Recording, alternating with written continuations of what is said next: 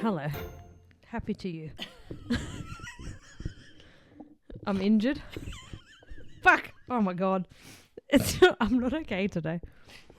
You're not okay most days, you fucking weirdo. We were testing we were. We were testing to see if we could plug our microphones into my phone. And as I was doing it, I realized that my cord and my hand was now covered in blood because I also tripped over trying to rearrange the room. And then when I tried to put everything back, I fell over again. So now I've got a Band-Aid on my thumb. And a sore ass. A sore ass.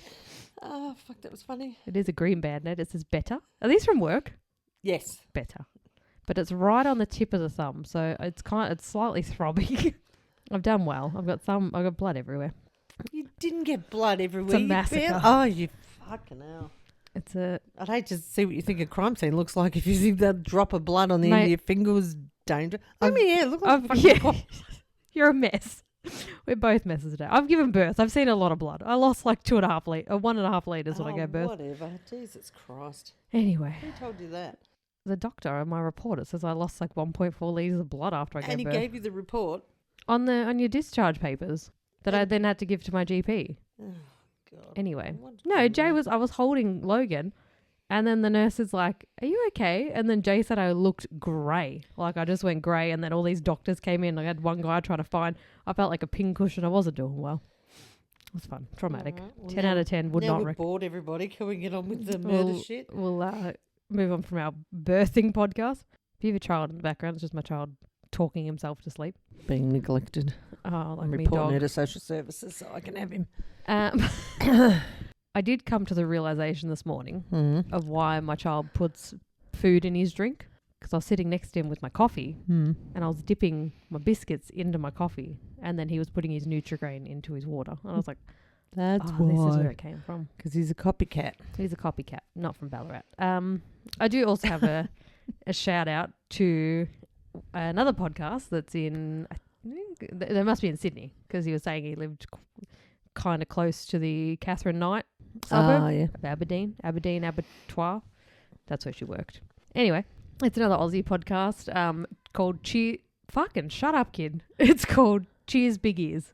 Cheers, Big Ears. I think it's quite an Aussie name very, as well, isn't it? Very, I like it. But yeah, if you're looking for the first episode I clicked into, it was one of his friends had come over and he was coming over to record a quick episode. So he said he was going to pump him, dump him and not even give him a towel.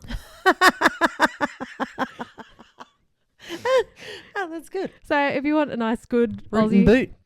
Root boot and not even give him a towel. Not even give him a towel. So today, we'll get into the episode. Okay. We're going to be talking about the women of the Old Melbourne Gaol.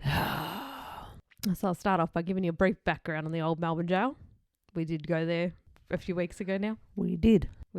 Good tour. Highly recommend. The Old Melbourne Gaol. The jail's construction started in 1839 with George Wintle being appointed the gaoler with a salary of £100. The gaoler. Jailer. Jailer would have sounded more. Look, I just don't like when they do a G instead of a J-A-I-L. Oh my Gaol. God. Melbourne Gaol. Gaoler. There He you go, was the Dane. goalie of the jail. There you go, Dane. Merry Christmas. She's at it again. He ran the jail. And his salary was £100 a year in 1839. The first. Do you have glasses on your head? Yes, I do. Did they just slide down? Yeah. Yeah, that's it. I just saw something move off the back of your head. I thought, what the hell? And there your It's a glasses are sitting on your ghost. pigtail. Okay. So the first cell block opened in 1845, but there were many escapes happening, and by 1850 it was overcrowded. With the influx of people during the gold rush in 1852, another wing was built and had a perimeter wall of bluestone. In 1862, a cell block was built for female prisoners, and babies under 12 months were allowed to stay with their mothers at the time in the jail. When all the additions were done... Get him off the tit, get him out the door. He was never on the tit. 24 hours, I was like... Not talking about you fucking kid idiot. We're talking about women in jail in that have 1800s. babies. Yeah, well, they would have been They wouldn't have had breastfeeding. probably Exactly. formula, yeah. So once they were eaten, they could be footloose and fancy free. Yeah. So when all the additions were done, the jail took up an entire city block, which included a hospital, a chapel, a bathhouse, and staff accommodations. The jail housed many people over its operation. Its youngest known prisoner was a 3-year-old. What? Named Michael Crimmins. What did they do? Who spent 6 Stole months. someone else's dummy? He'd be in fucking jail all the time. He's Big Time Charlie. Well, Watch him, he steals your dummy. Michael. Come on, what did he do? What did this 3-year-old do to Warren jail? Michael Crimmins spent 6 months in 1857 for being idle and disorderly. Oh, for fuck's sake. Probably just had ADHD. Oh, my God. People held here included Ned Kelly. Ned Kelly. Colin Campbell Ross, who was wrongly accused of the Gun Alley murder. Okay. Frederick Bailey Deeming, who was a potential suspect for Jack the Ripper.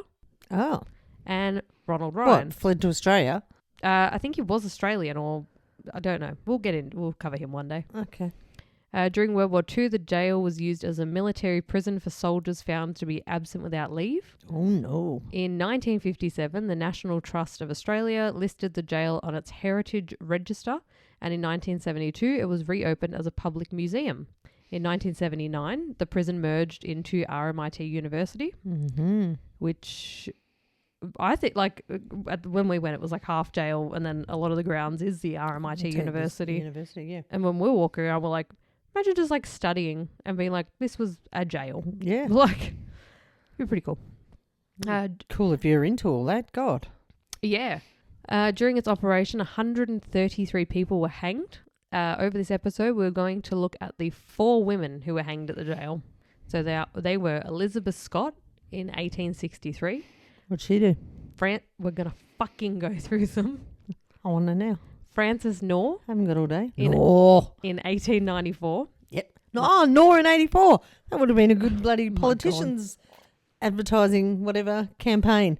Yeah, well, no, she died. Okay. Martha Needle in 1894. Was they in the same year? Or did I fuck that up? We'll find out. And Emma Williams in 1895. So, Elizabeth Scott. Scotty. Was the first woman hanged at the Old Melbourne Gaol. The Scott family came to Australia in 1854, and within the year, when Elizabeth was 13 years old, she was forced by her mum to marry Robert Scott, who was an alcoholic and apparently 20 years older than her. Yuck. And then I just wrote, what man in his early 30s finds a 13-year-old attractive? Oh, trust me, there's a lot of them. It's disgusting. Robert reportedly abused Elizabeth for most of their marriage. The couple ended up having 5 children. Oh, Jesus. But sadly, 3 of them died during infancy. For 10 years, they ran the Bush Inn near Mansfield. Oh, that's not that far. No, but this unfortunately now gave Robert unlimited alcohol. Oh, God, yeah. That'd be great for an ran. alkie to run a bar. Yeah. Victorian law at the time stated, quote, a husband could subject his wife to punishment or chastisement so long as he inflicted no permanent injury. Oh, okay. Fair enough. That was a Victorian law. Have a crack, law. but just don't permanently injure your wife. Bruises will heal. Yeah. God, I hope it was him that she ended up killing. Elizabeth's sister had gone to court over her alcoholic abusive husband, which ended in him being allowed to return home to his wife and children. So what? Elizabeth's sister had tried to leave her husband, but they were pretty much like, he didn't permanently injure you. You can just go home. All right. So she didn't really have a lot of options to leave him. No.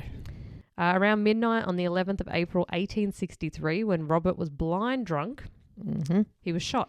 Oh. Dead. Shame. 2 local men were there that night.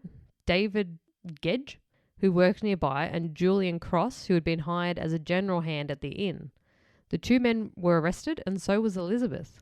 Elizabeth, however... Doesn't take 3 people to pull a fucking trigger. Well, they were all arrested. Elizabeth hadn't apparently even been in the room when her husband was shot and killed. Allegedly. The theory was that Elizabeth was fed up with her husband and organised the 2 men to kill him. Probably offered him free piss for the rest of their life. Yeah. I had a bar. Come in any time. David's account of what happened was he said that he saw Julian walk past with a gun into Robert's room. He heard a shot, and then Julian came out, pointed the gun at him, and told him not to say anything. Julian's version was that David tried to shoot Robert, but the gun misfired. Oh. He handed the gun to Julian, but he refused to shoot him. Then Elizabeth ordered him to shoot her husband. She gave him a large brandy and then he shot Robert. Oh, So there you go. all accounts, Julian shoots him. Possibly, yeah. The death was attempted to look like a suicide, but the police ruled it as a murder. Unluckily for the trio, the judge they got in their trial was Sir William Storwell, whose nickname was the Hanging Judge. Oh, that's a cool nickname. If you were in the trial, you'd be like, fuck. Fucking not the Hanging Judge again. Although there was a long history of abuse towards Elizabeth, none of this was brought up in court. I was going to say, they wouldn't have given a shit back then. The only defence from her barrister was that she didn't look like a murderer. Oh, fair enough. Yeah, that'll get you out. Yeah. The jury took 30 minutes to reach a verdict and they were found guilty. All three were sentenced to hang. Wow. Which the sentence back then was to be hanged by the neck until dead. Oh. Elizabeth's sentencing remarks were, Elizabeth acted contrary to the expectations of her gender and betrayed her feminine role. God almighty.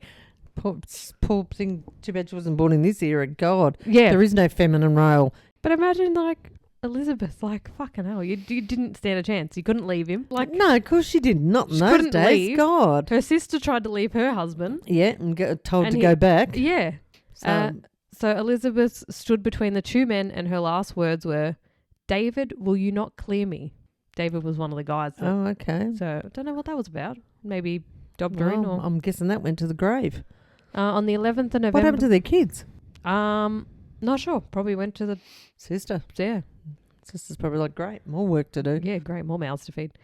On the 11th of November 1863, all three were hanged at the Old Melbourne Gaol. Elizabeth was only 23 years old. Oh, that's young. Well, for those at the 1800s. It's young in any time to be dead at 23. Well, yeah, dead, but anyway. So the next lady is Frances. Did they get hung where we saw that? Yes. Okay. That was a bit aggressive, wasn't it? I was meant to be more. Well, I won't ask any more questions.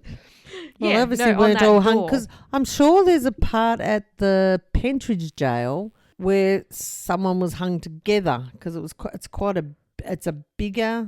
It felt like Yeah, it I was a couldn't big imagine area. three on that. No, that's what I meant when you said all three were hung together. I'm like, I couldn't imagine all three going at once. They'd just about be fucking had the one Well- rope around all three heads to fit them in. They probably weren't that big. You've seen the sailors. You couldn't be fat in those days. No, this is true. They were probably malnourished.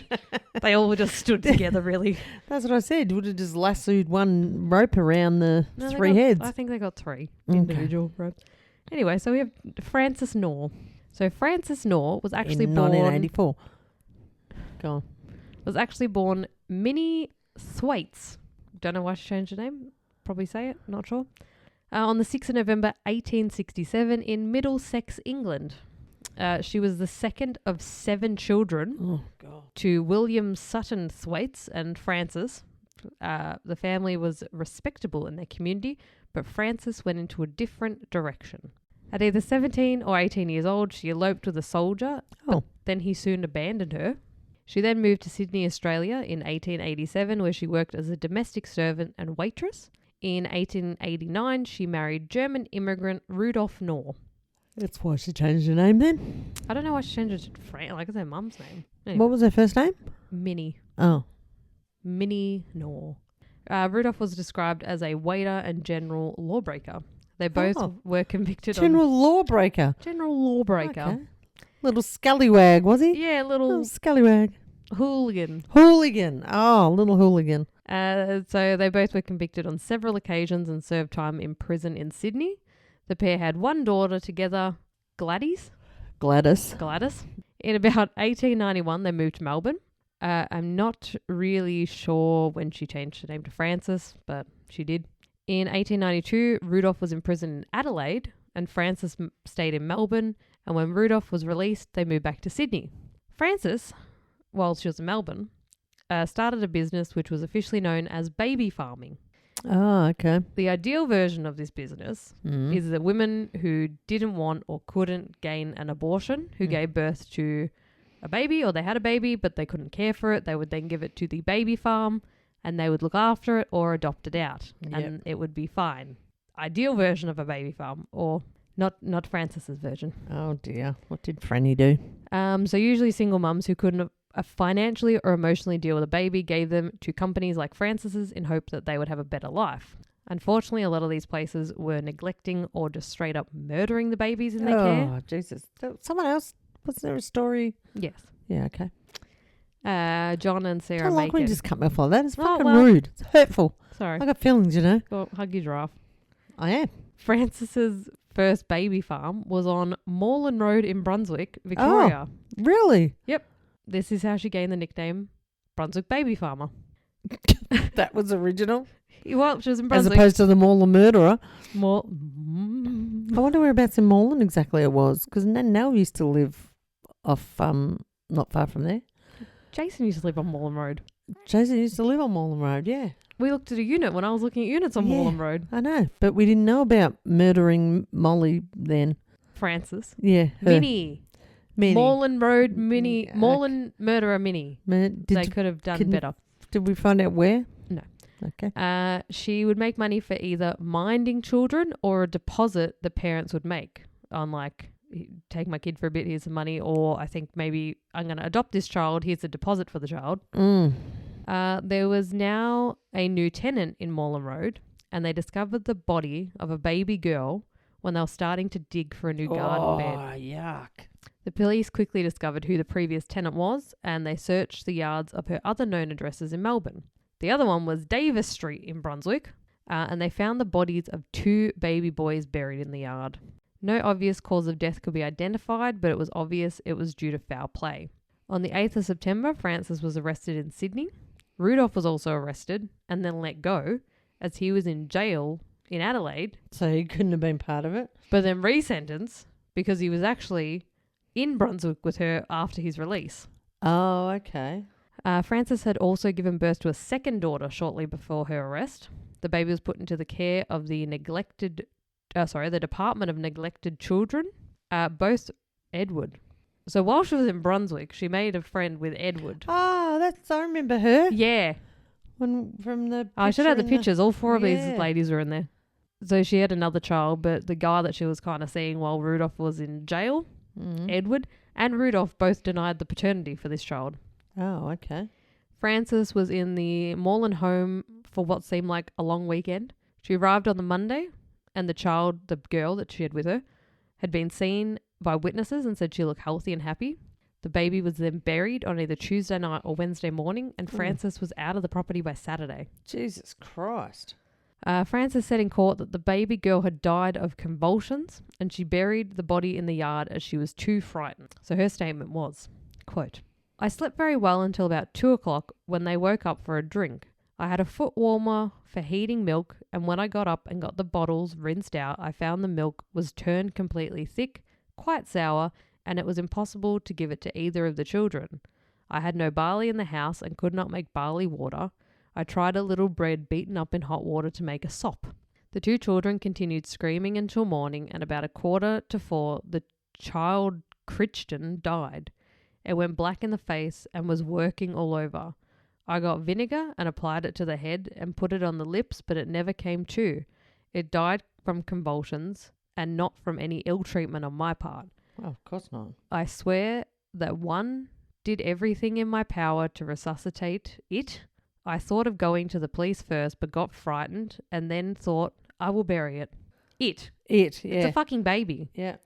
She said that a new friend, Edward Thomas, who she may or may not have been having an affair with, apparently Edward had strangled the 3rd baby boy and went to bury it in the yard, but when they went to bury it, there just happened to be another baby's body in that yard.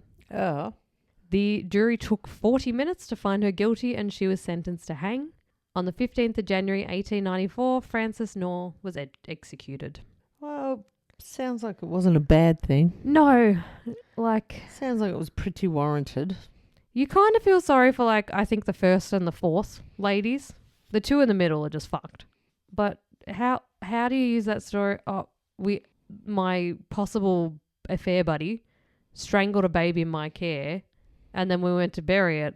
There just happened to be another one. that would be the worst luck ever. Yeah. So then our 3rd lady from the Melbourne Gaol, which is probably one of the most popular. Why was she popular? She's just a good time gal all around. Oh, that sort of popular. Yeah, no. It was Martha Needle. Needle in a haystack. This is the one that the lady at the front of the jail told you about. And then by the time don't go on about that shit again. You're a gold. You were talking to her. I wasn't even listening to her. You were cuddling the staff. I was cuddling the staff. They were giving out free hugs. So you were talking to her about this woman. You were hugging the staff at the Old Melbourne Gaol. You were molesting. Yeah, okay. We're going to get sued now by the Old Melbourne Gaol staff. No. He was very consensual. Sergeant Henderson. I asked. He delivered. All you got to do is ask for a cuddle when you arrive. Bada bing, bada boom. So, cuddle that out, please. No, that's staying in. So, Martha Charles was born on the 9th of April, 1863 in the small rural town of Morgan, South Australia. Her parents had separated about 7 months before she was born. Oh. When Martha was quite young, her father died. In 1870, her mum married Daniel Foran, and the couple had 2 more children. The family was poor, and they lived in a 2-room house in North Adelaide with fucking 3 kids. That would have been cozy. Her mum was an alcoholic who had, quote, convictions for drunkenness, indecent language, and willful damage. Glad that's not a... Think now. Yeah. Jesus Christ. Indecent language. Indecent language. God, I'd never get out. To life. I'd never get out. I couldn't even go good behaviour. Not a chance. She just keeps swearing.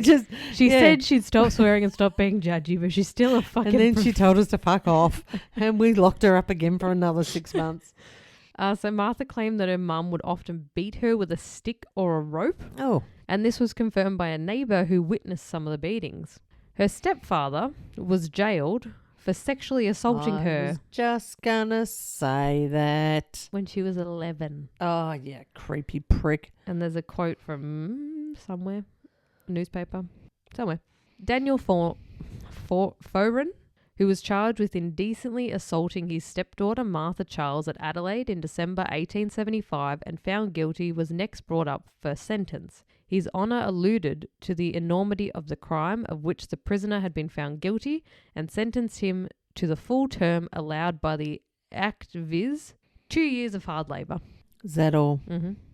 Now they wouldn't last 2 hours in general population. God, no.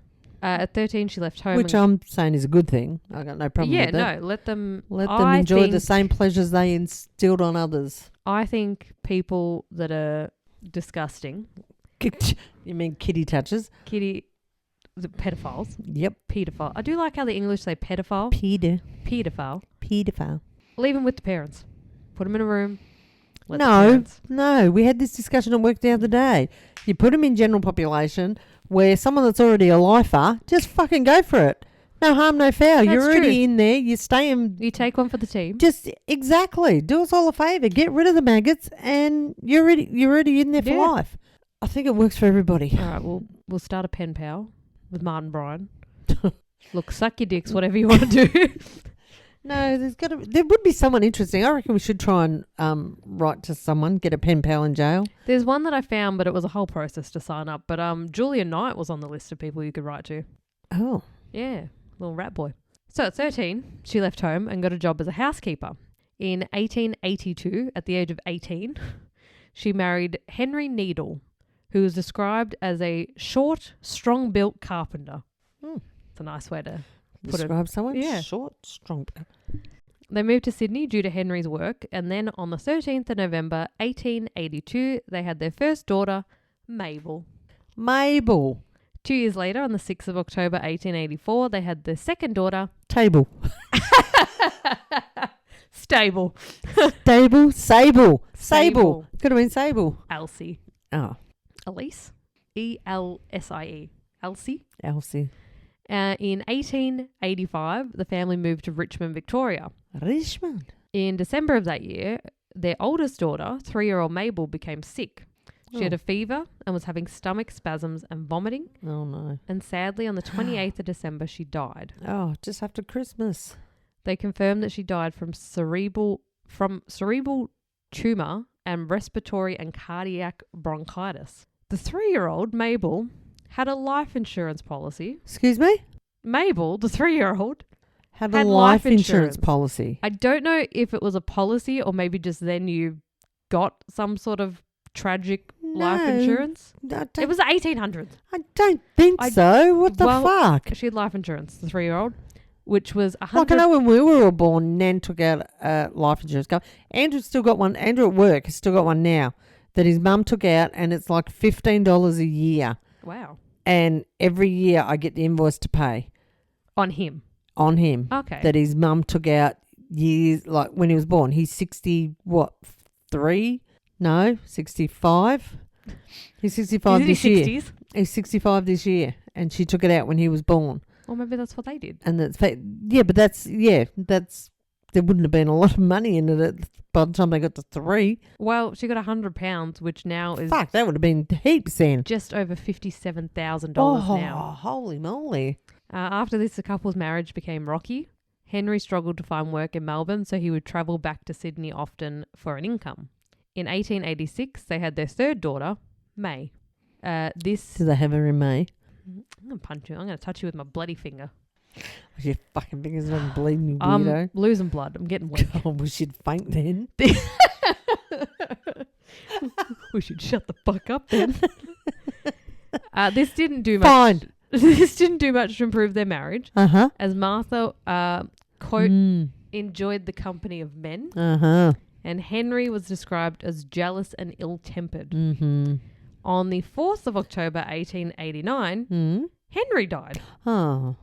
His official cause of death was subacute hepatitis, persistent vomiting, enteric fever, and exhaustion due to not taking nourishment. Oh. He had life insurance, and Martha collected £200, which is about $115,000. Oh. Fucking idiot. You told me not to comment. You told me to stop talking, so I'm just Nearly a year later, on the 9th of December 1890, 6-year-old Elsie died. Oh, God. After the doctors thought she had measles. Oh. A year later, on the 27th of August 1891, 4-year-old May died. Jesus Christ, what'd she do? Pop them all off? Her death was listed as tubercular meningitis. Okay. Almost all of the insurance money that Martha collected was spent on Martha. An elaborate family grave which she visited regularly. Okay. Well, that seems like a waste of money. If she's the one killing them all, why would you waste the money doing a whoop-de-doo grave to go and visit? Also during 1891, Martha leased out part of her house to some lodgers. These were Louis Jucken and his brother Otto. Oh, yeah. Okay. By 1893... Threesome. No? No. Otto and Martha were engaged. Oh. Didn't you say... You said she was friendly with the... She liked the company of men. Gender. Well, that's why when you said the brothers, I was like, here we go. She liked multiple men, apparently. The following year, on the 15th of May, 1894, Louis, who was the brother of Otto, but apparently disapproved of the engagement, became ill and died. Oh, for crying out loud. His death was suspected typhoid. Did she seriously do all of these? In June. It's just funny. Like, obviously, they wouldn't have connected them all. Pin it, everybody. Pin it. Because they all don't have the same cause of death. If it was like that Mary Beth Tinning, and they're all the kids were... Yeah, I know the one that had all the kids. And they kept... But it kept being like, oh, they died and they caught... Yeah, these are right. all She was trying different. to say that it was all like SIDS and whatever. Yeah. But they're all different, so it's not... It's suspicious, but... This bird obviously had a bit of variety. She had some shit going on. In June 1894, their older brother, Herman, travelled from Adelaide to Melbourne to organise Lewis's affairs. Can you see where this is going? Oh, Christ almighty. What happened to Herman? He ate dinner with Martha and Otto. Not mushrooms. And, might have been. In Australia. Careful. And suddenly felt ill. Oh, it was mushrooms. He slept it off and felt better. Oh. But after breakfast... she doubled down. He felt ill again. 2 days later, he felt great. Mm-hmm. Until he had lunch that Martha had prepared for him. Mushroom sandwiches. And he was ill again. Oh, poor man. He went to the doctor, who took a sample of Herman's vomit and sent it off for analysis.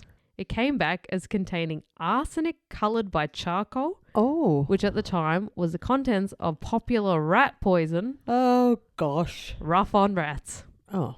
The doctor called the police and they set a trap for Martha. Oh. Herman needed to ask Martha To cook for him? Just to make him some lunch. Oh, my God. She served him a cup of tea, and while he waited for lunch, and Herman literally blew a whistle on her. Blew the whistle. That was a sign for the police to come in. The tea Hang on, that it was in... How did he know it was in the tea?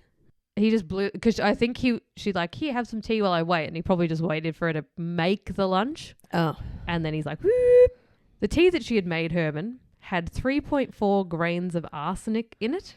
This amount was enough Maybe she's just a really bad barista. She put fucking rat poison in it. Well, that would make you a bad barista. Well, it had 3.4 grains of arsenic in it. This amount was enough to kill 5 people. Oh, seriously? And a half. I was waiting for you to say this was not enough to kill him. Oh, but no, it was enough what to was kill in the 5 food would people. have... Wow, so that's all I've got to use. How many? 5? 3.4 grains. 3.4 grains. That's all it takes. A half-empty box of rough-on rats was found in the home at the time of her arrest. The people were able to... the police, were then able to exhume the bodies of Lewis, Henry, Elsie and May, and they all had traces of arsenic. Oh, no. She was charged with the attempted murder of Herman and the murder of Lewis. The trial lasted 3 days, where Martha pleaded not guilty. How did it take 3 days? I don't know. Jesus Christ, okay. A bit slow then. She was found guilty and sentenced to death. Martha Needle was the 3rd out of 4 women hanged at the Old Melbourne Gaol. Well, she definitely was not a... Oh, maybe she did. At least Yeah. the first one, it was like, did she tell the other two I to do feel it? bad for her, the first one. Yeah, that Second was a one, bit... cunt. This one, everyone keeps dying around you. Yeah, that was obvious. Martha Needle was hanged on the 22nd of October, 1894. She was... That's a noise she made as her legs were swinging. Oh, God, I hope that picks up. She was buried on the prison grounds and her grave was marked with a blue stone headstone engraved with her initials and date of execution. Are they there? They got moved when they stuff. I don't remember seeing gravestones when we were there. No, that was like where the prison graveyard is now, like the university part. So I think they moved creepy. everybody. It's a bit like Pentridge. When they had to move, now. yeah. Mm. On a side note, Martha's nephew, Alexander Newland Lee, was hanged at the Adelaide jail for the murder of his wife and 3 out of 7 children. He poisoned them with strychnine. Oh, it's a family thing. It runs in the family. No one runs in our family. No one runs in our family. And lastly, we have Emma Williams. Emma. What'd Emma do? You'd remember Emma's face. Search Emma Williams, Melbourne. Oh, hang on, please. Please hold. Please hold. I need to get me slideshows going again. You do. Oh, that's the one who looks like Edge. Was it Edge? Yeah. Yeah. Yeah, I thought you'd remember her face. Yeah. What's this fuckwit going to... Very, very masculine features. I do feel slightly sorry for her, though. Why? I'll tell you. Okay. So Emma Williams was born in Launceston, Tasmania, Tassie, on the 24th of November 1864.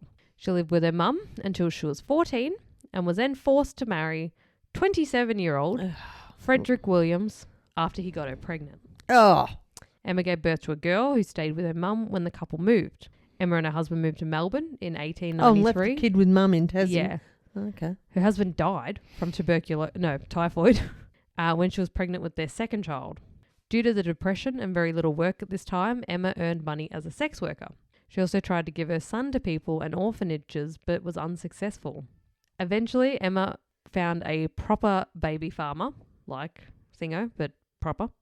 Who looked after her son for $5 a week. $5 bob. $5 bob. Not 5 quid. $5 bob. $5 bob. At one time, she dropped her son off with Mrs. Wilson and didn't collect him. Oh, that's an easy way to get rid of him. I'll be back at 5 months. Yeah. Weeks, years. After 6 weeks, Mrs. Wilson traced Emma down and gave her son back. Oh, how's that? You forgot something. Yeah, here's your bill. Here he is. After this, she saw an acquaintance of hers and asked her to mind her now 2-year-old son while she ran some errands. After 3 days, this acquaintance took the boy to the police and they tracked down Emma and returned him to her. Why would you bother? At this time, Emma was now living with a man named William Martin, who was a what? Priest? No, I meant to write petty criminal, and I've written pretty pottery criminal. Pottery. Oh, he used to go around stealing pottery. Yeah. Okay. She explained to William that she couldn't handle her son anymore, and later that evening she returned home and told William that the Salvation Army had agreed to take him. Mm-hmm. The actual truth was Oh, God. that she took her son down to the Sandridge Lagoon in Port Melbourne, tied a bluestone rock to him with material from her skirt, and threw him into the water. Oh, my God. The next day, on the 12th of August 1895, a local labourer named Neil Oberg found his body. Fuck. Oh, that'd be horrible. Oh, could you imagine all Being these the person people finding it, going, what the hell's that? And it's a little kid. Yeah. Using a boat hook, he pulled the small body up onto the pier and went to get the police. Back in the 1890s, it was a little bit harder to identify someone. Yeah. One of the detectives did... Put your teeth in. I'm losing blood, okay? Oh, fuck. Jesus Christ. One of the detectives' ideas was to take the boy around to the local schools to see if anyone could identify him. Are you serious? Yeah. Took the body around? They thought that's what they were going to do, because they're like, how the fuck do we identify this kid? Oh, my God. Thankfully, a local fish hawker recognised him as being Johnny Williams, the son of Emma Williams. The police were now searching... Sucked in Emma. Yeah. The police were now searching for Emma Williams, who also went by Emma Ramsey or Emma Allen or Emma Penguin. Oh, she probably had a little stash under her bed with her different IDs. Yeah. And different licenses, different currencies, different passport. Sound like a COVID affair. Keep going. What emerged was a tragic pattern of Emma trying to desperately find someone to take her child so she could find work, so she didn't have to rely on sex work to get food for them. Several women said that they had cared for Johnny and Emma had not returned to collect him. These women tried to give Johnny to the state for care, but they all refused and were told that the boy should just be returned to his mother. Yeah, how'd that go? Not Why good. wouldn't anyone, like, I know depression and all that shit, but like, why wouldn't you just take him? Or surely they had enough... Oh. Well, why didn't the state take him? Like, That's what I someone mean, would have like, wanted someone to could have adopt a just- little 2-year-old Yeah. instead of just going, oh, I've left him with 12 people. No one wanted him. I'll just throw him in the river. Surely the police could have... Anyway. Within 24 hours, Emma was located by the police and placed under arrest for the murder of her son. Good. Emma made the following confession to police. Actually, how was she a hooker? I just remember the let's photo. not. It's like how men really will go anywhere, won't dark. they? Oh, yeah. Yeah. Lights are off. Street light. It was kerosene light or something. I don't know. Oh, Just true. Yeah. the candle out and just... Just go. Prefer it in the dark, love. You do what you got to do. Do you want a bag for your head? No? Okay. I went out on Sunday night between 8 and 8:30, and I took him down as far as the little pier at the lagoon, where I got a stone and tore the braid off my dress and tied it to the stone around his waist, and I pinched him in it. I stopped there for about 20 minutes, and then I came home. William and another friend of theirs, Jane Costello, were at the house during the weekend that Johnny was killed. During their statements, they said, William said, I have seen no difference in her since she drowned the child. She has been jolly and laughing ever since. Jesus Christ. Jane said, the little boy was about 2 years of age and seemed to be much attached to his mother, but she was always slapping him. All day Sunday, just before she went out with the child, Emma was saying to the boy, who was cross and crying, this is your last day home. I wouldn't be bothered with you anymore. This is your last day here. I will get rid of you tonight. Fucking hell. On the 12th of September, 1895, Emma's trial took place before Justice Hodge and a jury of 12 men. And the afternoon... Women probably weren't allowed on at that point. Well, probably. Well, they wouldn't have been voting, so I doubt they'd be on jury fucking duty. Did I really need to say fucking in the middle of that sentence? I take that back. There was 12 men and women wouldn't have been on jury duty then, Megan. Yes. In the afternoon of the first day of the trial, the jury deliberated for 20 minutes and came back with the verdict of guilty and sentenced to death. Yep, fair enough. At the time, the sentence of death was mandatory for the conviction of murder. On the 4th of November, 1895, at the age of 27, Emma was executed at the Old Melbourne Gaol. When the rope was around her neck, her last words were, "O Lamb of God, I come." Oh, God, okay. And then just Wasn't another... going to help you. God's not going to help you, Emma. And then just a fifth lady I'll chuck in. She didn't die in the Melbourne Gaol, but she was in the Old Melbourne Gaol. Alan Kelly. Oh, Thingo's mum. Alan Kelly is the mother of the infamous Ned Nettles. Kelly. The old garbage bin on your head. I don't have a lot about her because we will probably do a multi-part series on all the Kellys. But she was in the jail as well. 2 days after Alan gave birth to her 12th child. Oh, my God. She was arrested. She probably wanted to get arrested for arrest. She's probably Yeah. like, lock me up and someone else can look after those little turds. She was arrested for her involvement in Constable Fitzpatrick being shot by Ned. Oh. This caused her to have a sentence of 3 years. When Ned was hanged at the Old Melbourne Gaol in 1880, Alan was also in the prison. Alan was released at the age of 51 and lived for another 40 years. Oh, my God. She outlived 7 of her 12 children. Jesus. And that is the women of the Old Melbourne Gaol. The 4 that were executed. There were probably much more in the Old Melbourne Jail. Oh, yeah. But they were the 4. Remember there was that whole wall Yeah. of names. They were More men. They were the ones executed, weren't they? That wall. I think so, because Ronald because Ryan was last. it was the waiting room of before you come out to. Could you imagine just waiting and be like, oh yeah, I'm fucking next on that list. I'll just write my name down I'll now. just give us a pen. Give me. Off we go. But yeah, they were the 4, because obviously the ratio to men to women in the jail was a lot higher. Yeah. So yeah, there were the 4 Clearly. women executed by a rope. So that's only 4 in the Melbourne Jail, at the Melbourne Jail. Believe so. Okay. Don't quote me on that. Well, do your research probably or don't do it at all. Anyway, I'll go back to losing me blood. I think it's stopping. It's still pulsing though. I can feel it. I don't know what I cut it on though. I went down and then I was bleeding. I went down twice. It's fucking funny. If I hadn't been sitting here, you would have landed on the floor the first time as well. The second you time you got got on off, my left knee. me to go take a piss, and then you came back. You're like, are you okay? No. Oh, it was funny to watch. I wish you'd been recording it when you were I setting know, up we the had phone. the camera set up. I should have just That would have been record. hilarious. I caught me leg on the ottoman and went down. Anyway, we'll catch you next time. Happy to you. Yeah, happy to you. Happy to you. My son sings happy birthday, but he doesn't say Without birthday. the birthday. He just says Happy to you. to you. Happy to you. Yeah, that's So, cute. Happy to you. See you. Follow See us you on next Instagram. Tuesday. See you next Tuesday. See you next Tuesday. Follow us on Instagram, mainly_murder. Follow us on Patreon, Mainly Murder. It's in the link in our Instagram. Find one, you find them all. And we have a website now if you'd like to see everything. Oh my God, yes. We do have a website. I've worked long and hard on this website. Yes, you honestly have. I have. Can't even hang shit on you Yeah. about that one. It was a Fuck lot of yeah. work. You did well. Thank you. So all of our You're doing episodes well. are on the website. We'll also have some other things on there. Not sure yet. We'll be having merch and whatnot eventually when I figure out how to do that. But yeah, we'll see you next Tuesday. Ciao. Ciao. Happy to you. Just hope I don't fall as I get off this time. 3 for 3. Go on. Go on. Pull, pull, pull, pull.